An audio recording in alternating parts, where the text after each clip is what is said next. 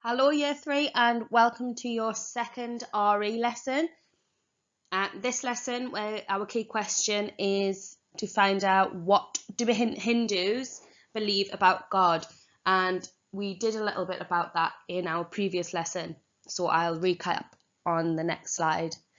Your learning objective today is to name and group Hindu gods depending on whether they are in animal, male, or in female form.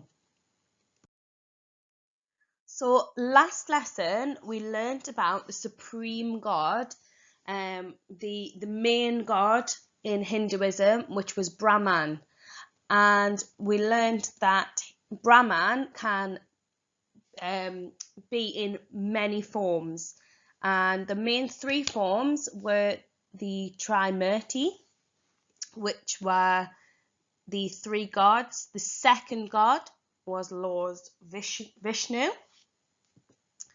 The third god was Lord Shiva, and the main god that built up Brahman was Lord Brahma. Now, there are not just these three forms that make up Brahman. There are thousands of gods and goddesses in Hinduism, and today we are going to look at a few more of them. So these three gods, Lord Brahma, the creator, Lord Vishnu, the preserver, and Lord Shiva, the destructor, are the main forms of Brahman. But the ones we're going to discover now are also different forms of Brahman and the Trimurti. As we are going through the PowerPoint and I'm talking about the gods and goddesses, I want you to be making a list of the animals that you see in the pictures, or the animals that are mentioned, and we'll come back to that shortly. These two gods are two that you already know from the previous lesson. We have Lord Brahma, who was the creator of the universe and all knowledge. And we have Lord Shiva, who was the destroyer, and he restores the balance between good and evil. Have a look at what Lord Shiva is wearing there. Can you think of any animals that might represent?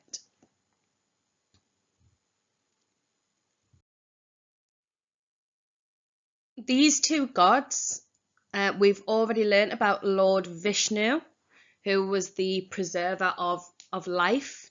Have a look at Lord Vishnu, see if you can see any representations of animals. And this god is Lord Krishna. Now, Krishna is an avatar of Lord Vishnu. I just want you to think about an avatar for a minute. We all have avatars when we play Times Table Rockstars. You always have an avatar when you play a video game as well. Now, Krishna is an avatar of Lord Vishnu. And he's often seen with blue skin, playing a flute, wearing peacock feathers on his head. And he is the god of love and devotion.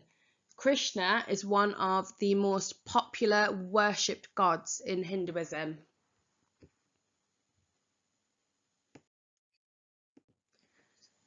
Saraswati is a goddess that we've also touched on in our previous lesson. She is the companion of and the wife of Brahma, and she's the goddess of learning and knowledge.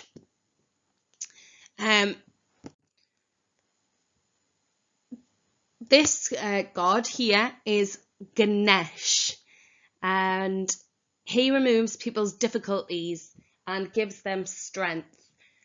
Ganesh is prayed to whenever Hindus are beginning something, so it might be at the beginning of an exam or at the beginning of a journey somewhere, and is thought to clear the path ahead of them, just as elephants can do with their strong trunk, and make an easier path in life.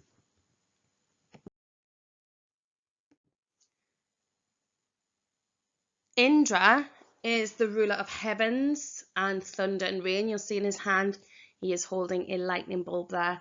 He has been known to be a guardian and responsible for protecting against demons and evil, and he is an excellent warrior. Lakshmi, she is the wife of Vishnu and the goddess of wealth and success. Lakshmi usually has 2 elephants behind her. It's not shown in this picture, but she is usually drawn or represented with 2 elephants behind her. Our final god here is known as Garuda, and this god is in the form of an eagle and is the god of birds and a messenger from God. I want you to have a quick look at how many different animals you have found within those gods and goddesses that we have looked at today.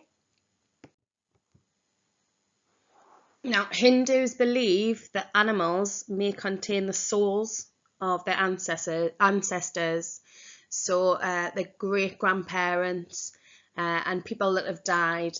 They believe that animals take their souls, or that friends and family that have died are reborn into animals. So all animals are extremely sacred in Hinduism. Okay, you have 2 tasks today. Your first task is to match the information to the correct god.